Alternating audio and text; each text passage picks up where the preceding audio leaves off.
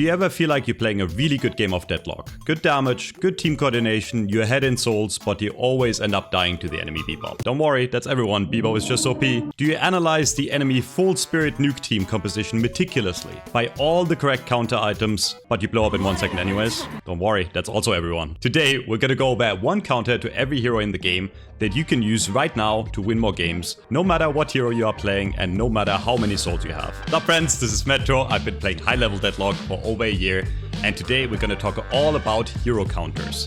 And that is for every single hero in the game, and there's a lot of heroes in the game, so let's get right into it and let's start with Abrams. Abrams is a tank, frontliner brawler, and his entire kit basically revolves around shoulder charge. As soon as Abrams has shoulder charge on level 2, his Waltz on duration extension is gonna guarantee that he can get a heavy melee off against you without you being able to parry. So, what do you do against Abrams? First and foremost in lane, you always want to be aware of where he is, okay? Abrams likes to hide behind bales and likes to come in from the side. So, especially during laning stage and later in teamfights, you really want to be aware of where the Abrams is because he can shut you down no matter what character you're playing. He's really strong right now. That being said, there is a few counters to shoulder charge that will make your life a lot easier. One of them is just jumping over the shoulder charge. So as soon as the Abrams jumps, you either, jump out of the way or you dash out of the way and just dodge the shoulder charge. And I know that sounds very simple, but it's really the main thing that makes Abrams work, and without the shoulder charge, he's really nothing. If he doesn't hit the shoulder charge on you, all he has is his Siphon life. So you also obviously want to keep your distance to him, okay? Playing close range into Abrams is almost always deadly. When his Siphon life runs out, you can fight him close range. Just be aware of melees, obviously. Another thing I want to mention, which, is kind of cheating. Any sort of debuff reduction will make the shoulder charge stun last less. So if you buy anything like a debuff reducer, debuff remover, or something like weighted shots, the duration of the stun after shoulder charge is gonna be small enough to where you can still get the parry in. If you get charged and you have one of those items, try to parry right away after he hits the charge, and there's a good chance you will get the parry off. Now the Abrams can, counteract this by buying duration extension, superior duration, to make the shoulder charge last longer. But yeah, heal the R, stay out of his close range, and be aware of where he is before the fight starts, and try to jump the shoulder charge. Bebop is really good right now, especially in lane, okay? And the main thing you want to do is you want to be aware of where he is so you can dodge his hook. If Bebop doesn't hit the hook on you, he most likely won't kill you in the current meta, at least. Okay, so play behind cover against Bebop and dodge his hook. Just stay out of his hook range, or, be ready to dodge it. So Abrams is one of those characters, just like Abrams, where you need to be really aware of where they are on the battlefield when you start the fight. If the Bebop is dumb enough to run double bomb, sticky bomb, it has a massive amount of counters. If the Bebop does not go gun, he's kind of throwing. All you have to do is buy counter spell or buy debuff remover, and you can remove all his bomb stacks at all times, and he's going to be basically useless in the fight. Billy is a melee brawler, and he really wants to get melees on you. That does not mean you should parry right away. The biggest mistake I've seen players do when they play against Billy is they parry as soon as the Billy, for example, charges them with the ram, right? Where they immediately parry. Sometimes it works if the Billy melees right away, but a lot of the time Billy's gonna try to get his combo out, which Billy's combo usually consists of he charges in, and then he hits a slam, presses blasted, and presses a slam again. Okay, so the combo is gonna look something like this, where he slams in, slams, and slams again, and then he shoots and starts meleeing you. And most players, especially on low rank, do parry way too early against Billy.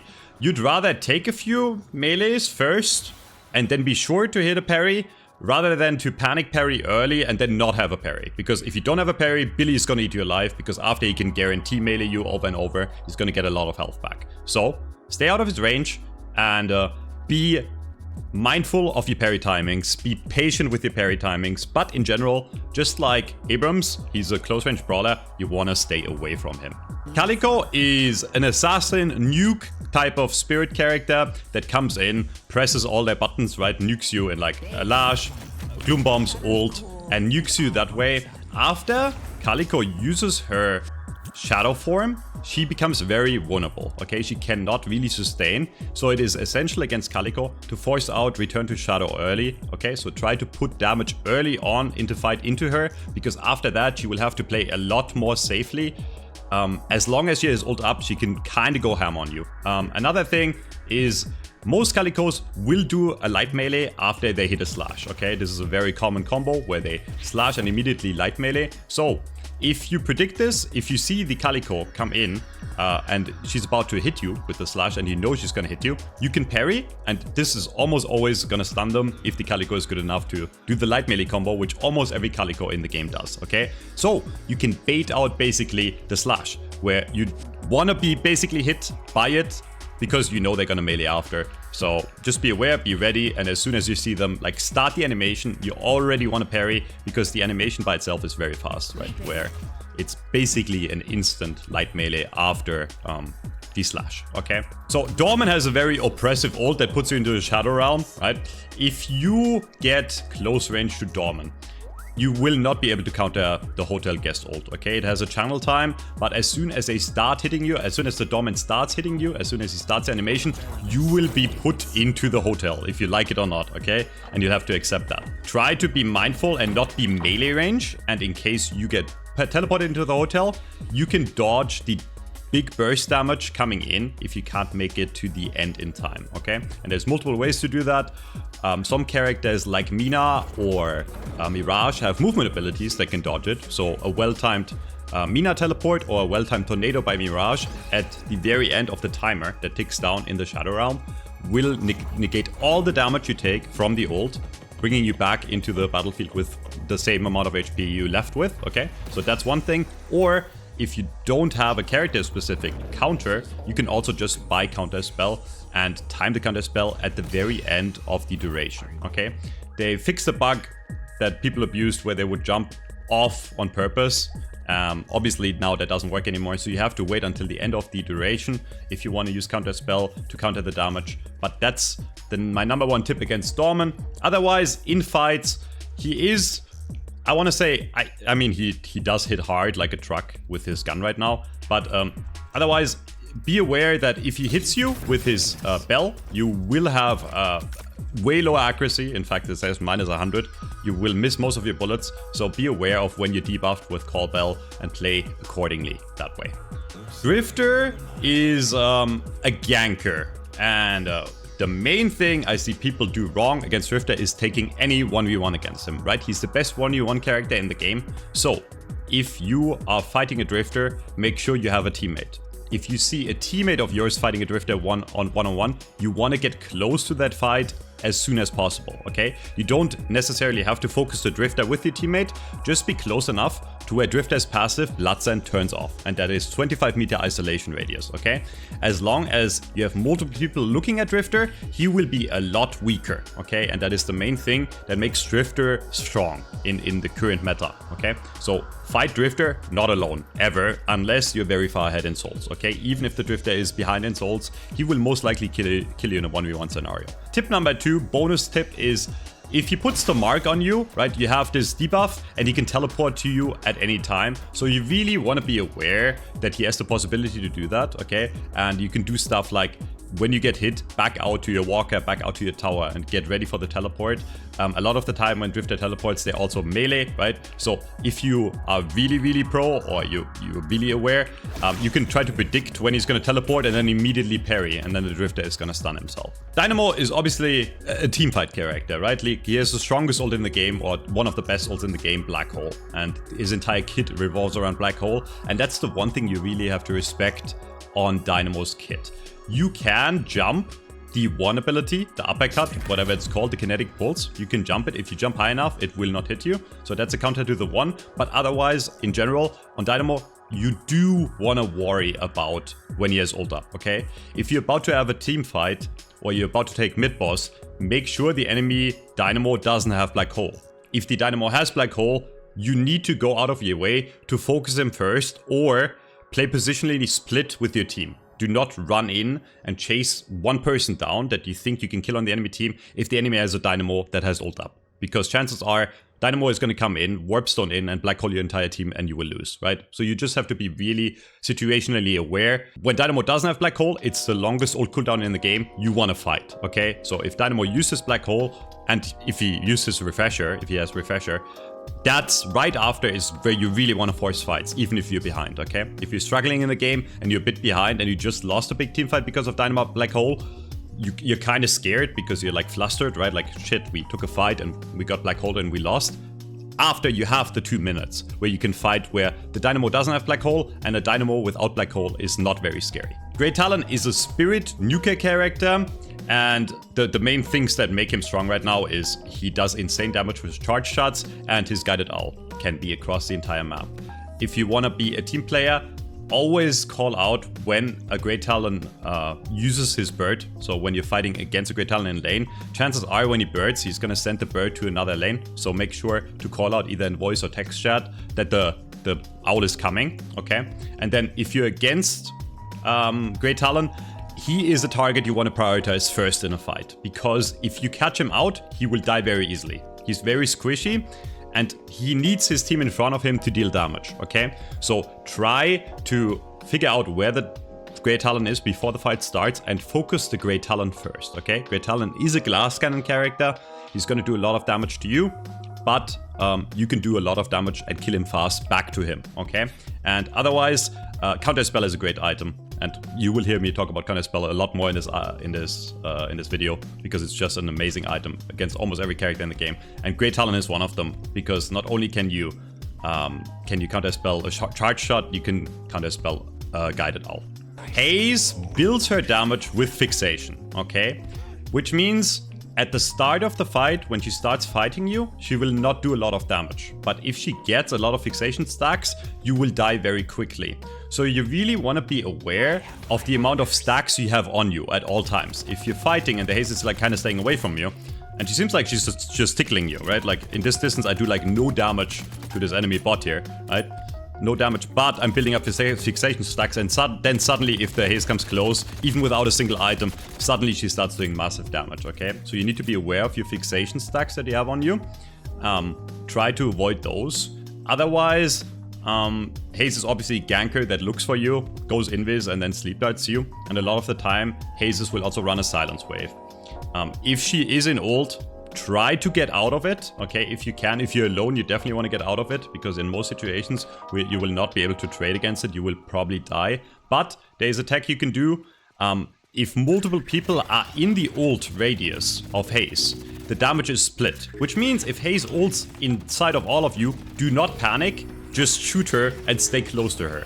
Because you're gonna split the damage and the fixation stacks on multiple people, which means you will out-damage her ult and she will die, because she's a very, very squishy character, right? I see a lot of players panic run away from the ult when there's really again, you want to run away if you're alone, but if you are with multiple people, 2+, you kind of want to share the damage and trade with the Wraith, with the Haze, and kill her that way, okay?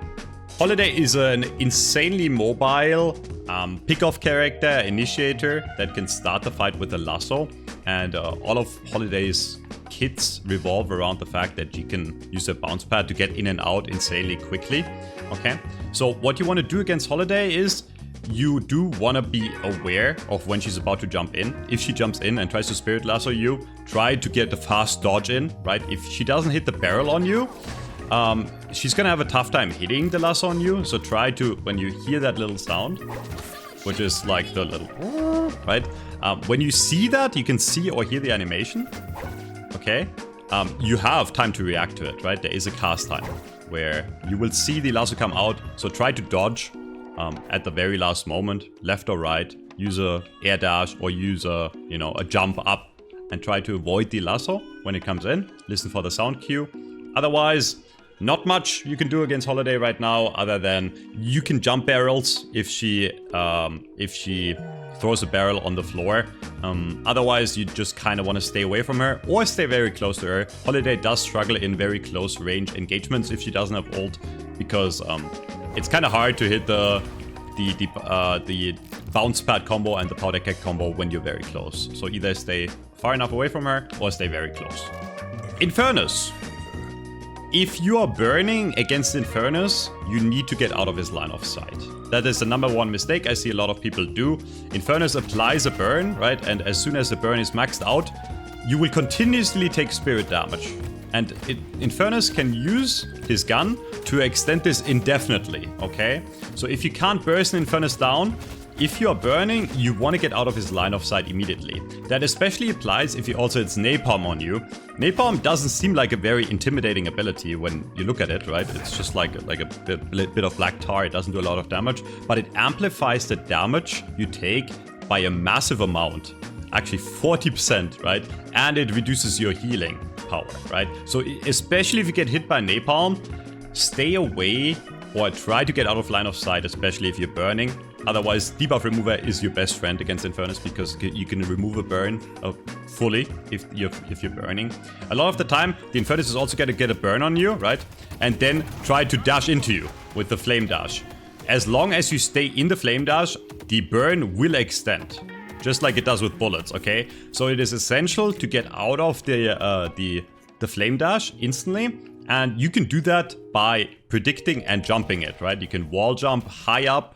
You can climb higher ground, and Infernus obviously can't climb while he's flame dashing, okay? So high ground is your friend against flame dash. Definitely do not sit in the flame dash, it will kill you, right? Stay out of his line of sight when you're burning, and take high ground if he flame dashes, and stay out of the burn. So Ivy right now is a hard carry gun character, right? That's how she's being played. She used to be a support, and she's probably gonna go back to support. Once the new patch drops, that is probably gonna nerf her gun damage, but right now, she's an incredibly dangerous gun carry type of character, and a lot of Ivies buy something like Tesla bullets and Siphon bullets, so as long as I keep on shooting you, they will not die and you will take a lot of damage, okay? So, a few things you want to look out for. If Ivy uses her Watcher's Covenant, okay, the cooldown on this ability is kind of long and it doesn't last that long. If Ivy has that ability on, especially if she's more farmed than you, you kind of want to wait out and not take that fight. Another thing you can do is you can force out her stone form with an ability, right? Because after stone form, she is quite vulnerable, right? She's not super tanky at base, and stone form has a really long cooldown, especially on base, but even on max level, it's a very long cooldown. So you wanna force out stone form before you try to kill Ivy, okay? A lot of the time, I see people use all the spells on her, and stone form is just like one of the best abilities to dodge a lot of spells in this game. So try to bait out the stone form by just shooting her. Try to force her to use it and then fight her, okay? And then obviously don't sit in Katsu, okay? Like Ivy's is a pretty straightforward character. This is gonna slow you. Try to stay out of the Katsu at all times. Plus, if Ivy tries to fly away with the ult, there are things you can do during the ult cast to cancel it, okay? You can tornado her to keep her on the ground a bit longer, or you can use hard stuns, right? Like knockdown, or depending on your character, like for example Wraith ult, where if she tries to fly away, that's when you want to use your hard stun to stop her ult from working, right? You can also do something like Billy chain, if you're playing a Billy, and chain her while she's doing the flight animation to get her back to the ground and allow her to not escape as easily. This character is kind of broken right now, so it's kind of hard to find something. Like, how do you outplay Kelvin? In lane, stay away from this Ice Beam, okay? If Kelvin uses Ice Beam, almost always he's gonna get a favorable trade on you. So stay out of the Ice Beam radius, don't take too much damage against Ice Beam. Otherwise, you do need to respect Kelvin though. If you see the enemy Kelvin has ult up, try to stay away enough to where he can't dome you in with him in a 1v1, right? If you're trying to live. Or on the flip side, try to stay insanely close to him if you're ganking him, right? If you're chasing a Kelvin and he's trying to get away from you, try to stay as close to him as possible, because Kelvin's last escape is going to be Ice Dome, right? They're going to run away from you with the Ice Path, and if they get far enough away, they can dome and then full heal and then turn the fight around, okay? So if you're chasing a Kelvin or you're taking a fight, it is essential to stay as close to him as possible so he can't use the Frozen Shelter just to save himself or his teammate, okay? So be aware of Frozen Shelter and stay out of Arctic Beam radius if Arctic Beam is active. Otherwise, Kelvin, OP. Nerf Yoshi, please. Lady Geist, very straightforward character. A lot of people are struggling against Lady Geist in lane, and from my experience watching lower level players or watching players of all ranks, the reason that is people do not respect the life suck, okay? As long as this life drain, sorry, not suck, life drain, as long as Lady Geist is in line of sight of you, she will trade favorably because this is gonna heal her while damaging you, okay? It's an insane 1v1 potential ability. And the only way to counter it is get out of line of sight. When you notice a guy's using the drain on you, get out of sight immediately, because if you're out of sight, it will not heal, right? It will still be active, and if you re-peek her, it's still gonna damage you and heal her. But get out of life drain radius if you are fighting her in a 1v1 and you can't win straight up if you're not super farmed, okay? And tip number 2, obviously, be aware of soul exchange. If she's low, she's gonna probably hide behind the corner. If you are in a fight and you get the Geist low, you need to be mindful where she is, because a lot of the time she's gonna come back around the corner and, you know, soul exchange you, and then she's gonna be full, you're gonna be 1 and you're gonna die instantly, okay? So you wanna be aware of life drain and you wanna be aware of soul exchange, so basically play medium range. Also, advanced tech, again, counter spell is your friend. If you are a zoomer and you have fast reaction time, you can react to soul exchange. It has a tiny bit of cast time, so you can buy counter spell and actually counter spell soul exchange. So Lash is actually a very easy hero to counter, even though he's insanely strong right now. But there is something that fucks up every Lash, and that is taking favorable fights in terms of position. You want to be inside, okay? Just like everyone screams get inside when 7 is ulting, fight inside, take smart fights that are not in the wide open. You want to have cover above you against Lash, okay? Because if Lash comes in and your entire team is in the open, he will hit a great dash slam probably on you, okay? So you want to take fights that are favorable for you, take fights inside buildings against Lash. In 1v1 scenarios, Lash has to get up somewhat high to hit ground strike and do decent damage to you, right? Like the rest of his kit is all either mobility or, you know, some sort of sustain, but his main damage is ground strike, and ground strike will not be as good if Lash can't get up as high, okay? So close quarters and close spaces are your friends against Lash, and open spaces are scary. That being said, sometimes you will fight around walkers, right? Sometimes you'll have to push. There are covers that can kind of protect you from the Lash ulting you, right? And if you are aware that the enemy Lash has ult, try to play under these arches, right? Like they're under, like the walker on the left side, the yellow walker, right? There's always like some sort of like on most places in the map, there's some sort of cover above you where you can sit under and avoid the connection to the dash slam that Lash can do to you, okay? And again, counter spell is your friend. Counter spell is an insane counter to Lash ult, right? If you time it correctly, Lash ult will do nothing. McGinnis! McGinnis is a split pusher, and right now the way she's being played is mostly gun focused. Her turrets do hurt if McGinnis gets a lot of them up, so be aware when you're fighting a McGinnis to not fight straight up into multiple turrets, right? She can set up turrets before the fight starts, and you come around the corner and there's 3 turrets and a lot of people will still try to fight her. That's the one situation you don't want to fight McGinnis in. You want to catch her off guard where she doesn't have a setup, okay? And she does have a wall that can, like, you know, help her escape. And it's kind of the same deal as with Kelvin, where McGinnis is going to run away from you, and as soon as she has some distance to you, right, she will put the wall behind her and escape that way. And again, same strategy. If you're chasing a McGinnis, you want to stay right on her ass, because then she can't wall and can't separate herself from you or your team, okay? So if you're chasing a McGinnis, you want to stay close to her. Otherwise, the ult is not super scary. Just be aware of the turrets, and that's about it. Mina! Mina is OP right now. I mean, you're just gonna die. Spirit Nukers. She doesn't really have a weakness other than the fact that she dies very easily, okay? So if you see an enemy Mina, you want to put damage into her immediately, because chances are if you put a bit of damage into her, she's going to be below half or already dead, right? She dies very easily. The one thing you shouldn't do is ignore Mina in the fight. If you ignore her, she will die. You can even if the Mina ults, which I know it's a scary ult, you can sometimes, depending on the character, shoot back and kill the Mina before she kills you, right? Her one weakness is that she's very squishy.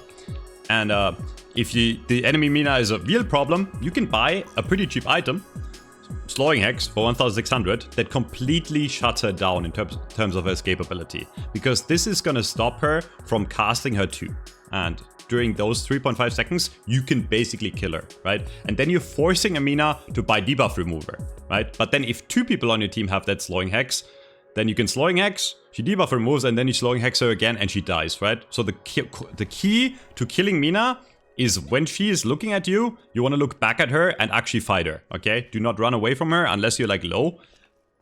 Fight her. In lane, that being said, in lane, right, you do want to play safe and avoid line of sight so she doesn't get a lot of love bite procs on you, because this ability does insane damage in lane, okay? So against Mina, fight back and abuse the fact that she's squishy, right? Try to force out her teleport early, and then she can't really be safe, and then she dies to like basically everything on your team in one shot. There's not like really, like Mirage is a pretty one-dimensional character right now, I want to say, right?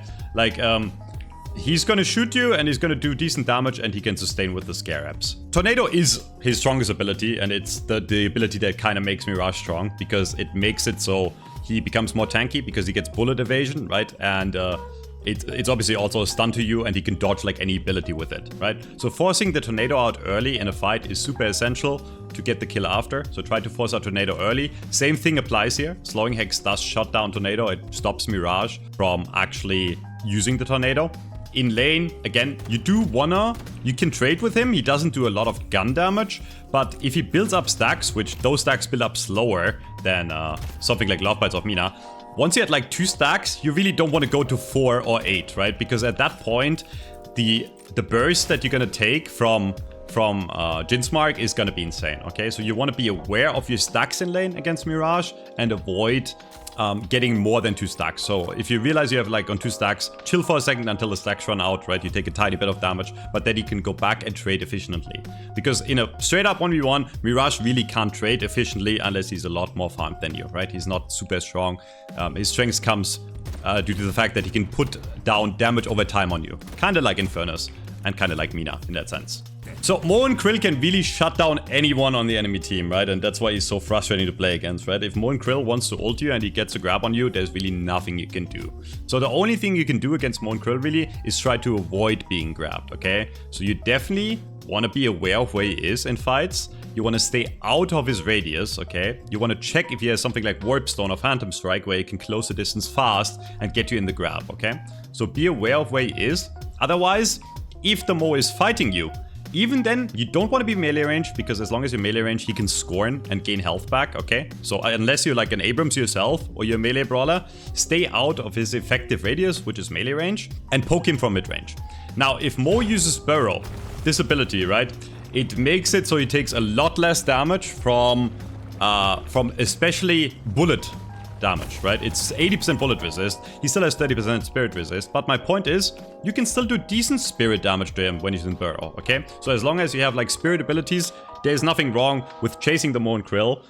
By the way, you can shoot the ground, right? Like right where Mo and Krill is, and you will do damage to him. But again, bullets won't do much. Spirit will do a decent amount, right? So just be aware that he can turn around at any second and put Scorn on you. He's very tanky, he's very strong right now. If you're the carry of your team and you feel like you're getting grabbed too much, something like Unstoppable could also work great once you're like, you know, giga farmed. Cheaper alternative, again, debuff remover also removes the Sandblast if you're like a carry character, a mouse 1 character, and you can't shoot because the Mo and Krill Sandblast you over and over. Buy debuff remover. This is also going to reduce the time you're in combo, right? So if you get grabbed, there's a bigger chance you live if you have something like debuff remover.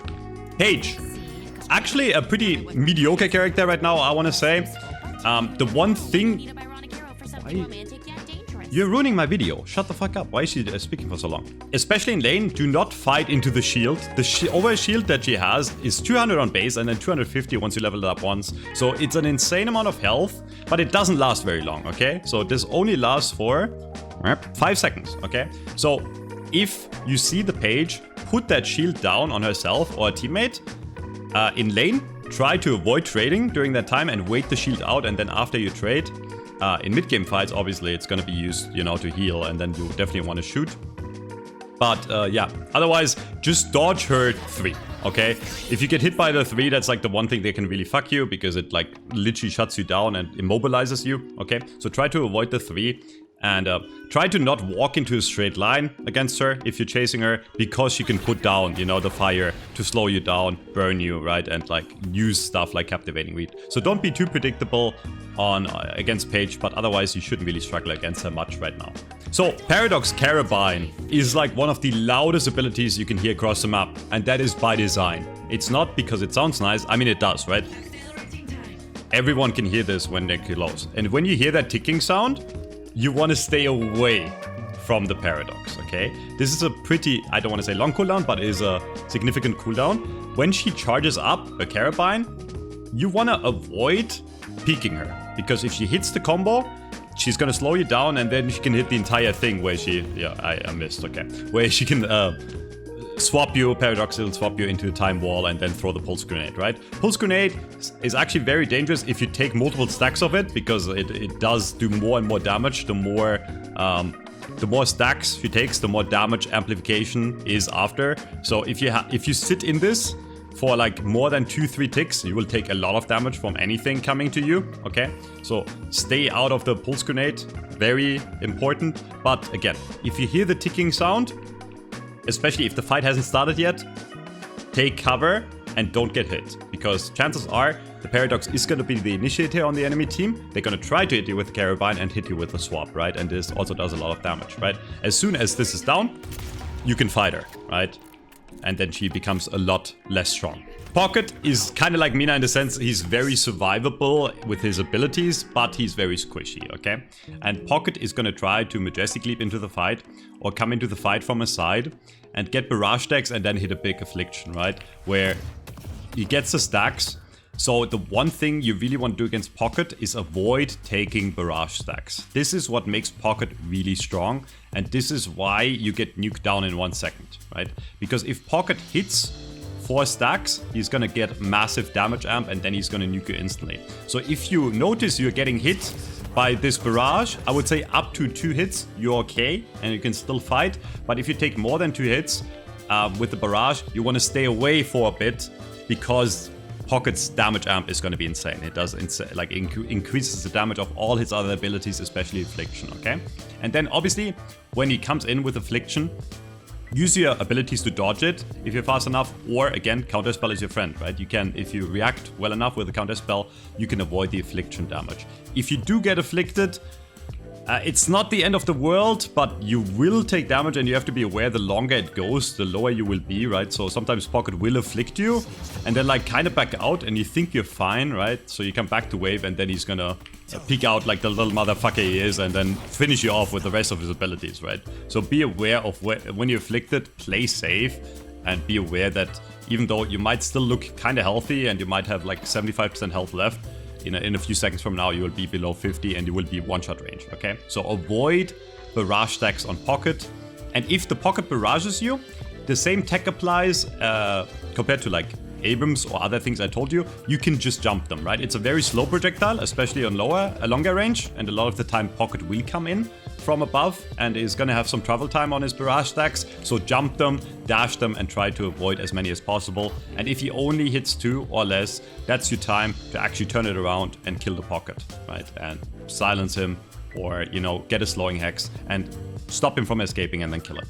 So 7, his entire kit revolves around Power Surge right now. Some 7 players play ball builds where it's ball. Obviously you want to avoid the ball, right? Don't stand in it, okay? If you get hit by a ball, get out of it as fast as possible. Take as little damage as possible. But if Pocket has Power Surge on in lane, that's the one time he can trade against you very efficiently, okay? So when he has that sound, when you hear the lightning bolts, avoid trading with him straight up. Otherwise, stun has multiple, you know, counters to it. If you get stunned, you buy debuff remover or you buy counter spell, and you can just remove the stun if that's an issue you're struggling with. If 7 ults in the later game, you really want to get out of the Storm Cloud. Do not fight in the Storm Cloud. That's the one way you lose the fight, right? It does a lot of damage over time, and a lot of the time, the mistake a lot of players make is they try to kill the 7 in Storm Cloud. 7 becomes really tanky in Storm Cloud. He takes a lot less bullet damage in specific.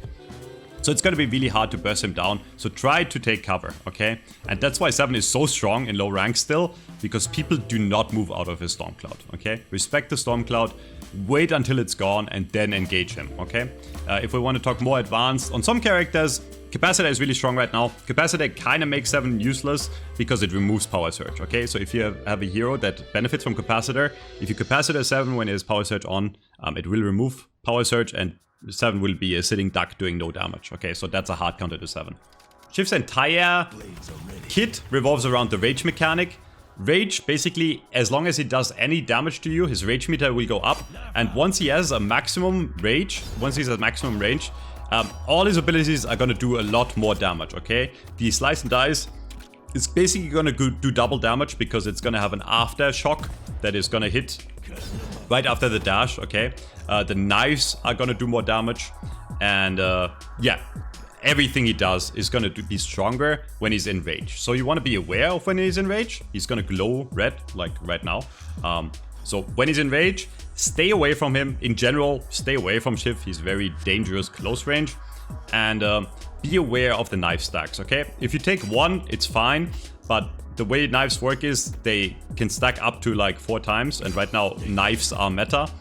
So if you are at 2 knives, again, same deal as with other debuffs, that stack, don't get hit again. Okay, if you're on 2 knives, try to avoid at least a 3rd one, because once he gets like more than like 2 stacks, once he gets to like 3-4 stacks on the knife, you will bleed out very quickly and you will die, and he can finish you off with a killing blow.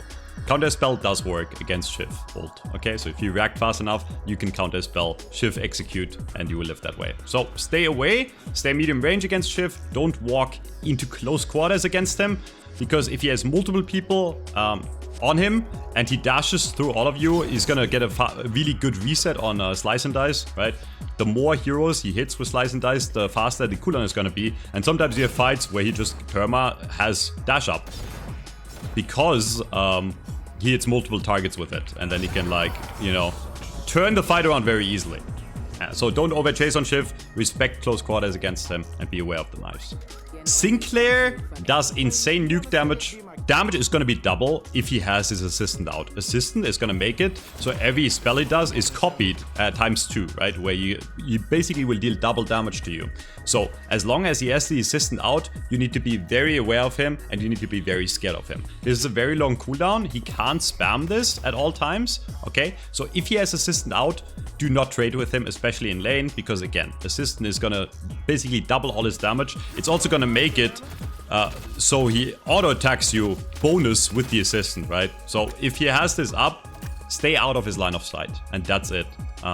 And then otherwise, avoid the Vexing Bolts. Vexing Bolts, just like any other ability, it can track to you, but you can dodge it with well-timed dashes and jumps, okay? The longer this travels, by the way, the more damage it does to you. So if you hear it coming, try to dodge it last second, okay? Otherwise, it will do a lot of damage to you. Victor. This one is very simple. It's probably the most simple out of all the characters. Stay out of this radius. If you see Victor have this on, he is self-damaging himself, but this hurts like hell, okay? This is what makes Victor a carry in the late game, and this is the only damage Victor has right now, okay? So you want to stay away and stay out of that radius at all times. And as long as you stay out of that radius, you should be fine, okay? So keep your distance to him and don't fight him melee range, okay? If you fight him melee range, you're losing the fight. And I played a game today in Archon, right, which is like above average rank now, where the entire enemy team thought they could kill me and they all walked into me, and I had my 3 on, and then I pressed E shift and I gained all my health back and they all died. Simply because they did not stay out of the aura of suffering, okay? It's called aura of suffering for a reason. It's not called aura of joyfulness or whatever. And don't let it come to late game, okay? Because if Victor gets super farmed and it's super late, he will do damage and he will be very fast. And at that point, it's going to be very hard for you to stay out of the aura. But again, movement abilities. Dash away from him, keep your distance, and you will be fine. Vindicta is a pretty simple character to counter. even more so than Great Talon. As long as Vindicta is in flight, if you can't catch up to her, if she's very far away from you, do not trade damage with her. Unless she's like out of position and you're ganking her as like 3 or 4. In flight, she is very strong. She does a lot of damage to you, and she can also get away from you quite easily because she can keep on flying, right? Get away from you. If her flight is active, stay out of her radius, but otherwise, it's the same tip I told you with Great Talon, where you want to focus her first. Because she is so incredibly squishy, she needs her team in front of her. So if you come in from the side and you catch off the Vindicta first, it's a great way to win the fight on the spot. Because she's a raw glass cannon damage dealer and debuffer, right? Where she throws stake at you, throws Crow Familiar at you, and hits assassinates from the back, okay? So either stay out of her line of sight so she can't snipe you, or go on her first and get an easy first kill. So Viscous really, his entire kit is so multifunctional that I can't really condense it down to one tip, so I'll give you like 3, okay? So, first thing, Viscous Ball is actually pretty hard to control, okay? Some Viscous players are really cracked at controlling this, but the way you counter Viscous Ball is, when he goes on you and you realize he's gonna roll into you, you can do a lot of wall jumps, and that's gonna make it really hard for the Viscous to hit you, right? You can jump over the ball. If the ball is rolling right onto you, you can jump over it and avoid it that way, okay?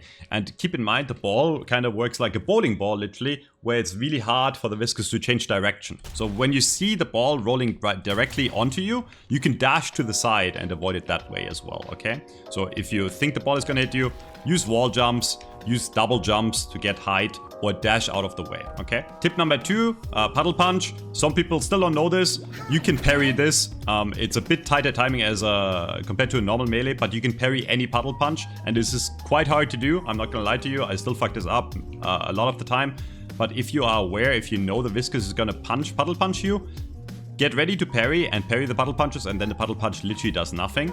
And then final tip is, if Viscous is in cube, and again, you have a character that can benefit from Capacitor, use Capacitor on the cube, and it removes the cube instantly, okay? So Viscous, really tanky in the ball. And in fights, if Viscous is balling, you probably do want to stay away from him and focus other targets first, because the ball is also very tanky. So a lot of the time it's not worth putting that time into killing that ball unless Viscous is alone, right? So stay out of the Viscous ball, stay away from the Viscous ball, focus other targets in the team fight, and then focus on Viscous as soon as his ball runs out.